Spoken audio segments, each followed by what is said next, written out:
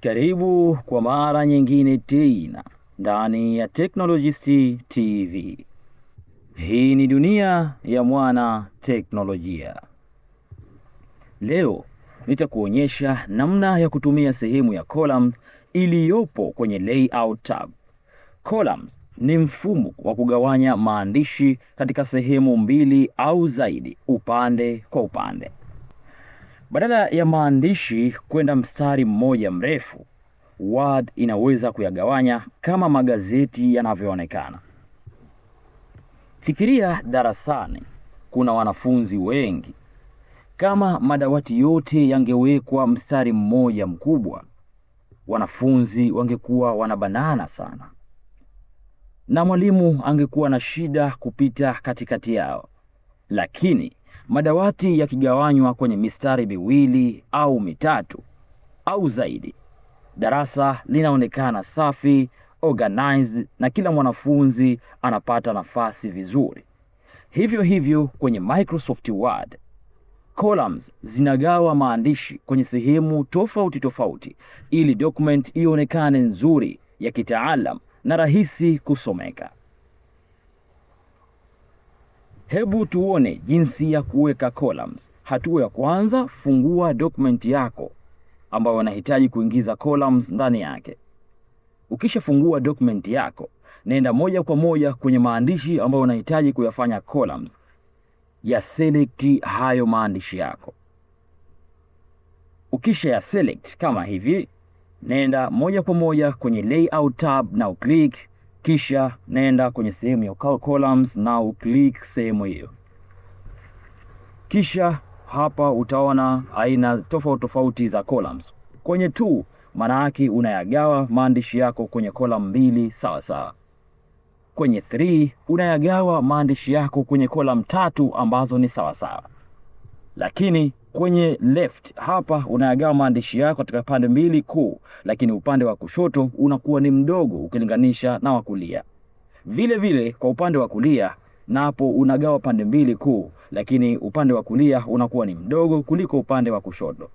Sasa hebu tuchague namba 2 hapa, yani 2. Kwa mfano nikiklik hapa kwenye 2, basi utaona document yangu imegawika katika sehemu kuu mbili, yani kuna column ya A na kuna column ya B. Maana kuna column zangu mbili katika zile ambazo nimezichagua. Nadhani we mwenyewe unaona. Vile vile unaweza kuongeza namba za columns zikawa zaidi ya 3 kwa kufanya kama ifuatavyo. Kwanza kabisa tuna select. Kama tulivyosema awali, una select maandishi yako, kisha unaenda moja kwa moja kwenye sehemu ya columns hapo. Una click, kisha unashuka chini kwenye more columns. Una click hapo. Safari hii utakuja hapa kwenye numbers of columns. Kwa hiyo hapo kwenye number of columns utaandika idadi unayoihitaji wewe. Kwa mfano mimi nimeandika 4. Then nakuja kuclick kwenye okay. Nikiclick okay, basi moja kwa moja document yangu katika zile text ambazo nimeziselect zitaonekana zipo katika columns 4. Nadhani we mwenyewe unajionea hapo. Unaweza pia kupiga mistari katikati yake katika kila column moja ukitaka, yani kuingiza mistari. Vile vile cha kufanya, select maandishi yako, kisha nenda kwenye sehemu ya columns, click kwenye sehemu ya columns, nenda kwenye more hapo columns, kisha njoo kwenye line between. Ukiklik hapo utaona mistari ambayo ipo. Ukiklik na okay, mistari inaonekana vizuri kabisa. Kwa hiyo hivyo ndivyo ilivyo. Na ukitaka kurejesha kama ilivyokuwa mwanzo, usipate tabu, select maandishi yako.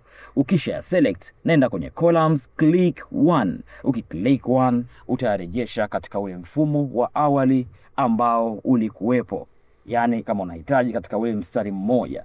Ni hivyo ndivyo inavyofanywa. Zingatia hili, usitumie columns kwenye kila document.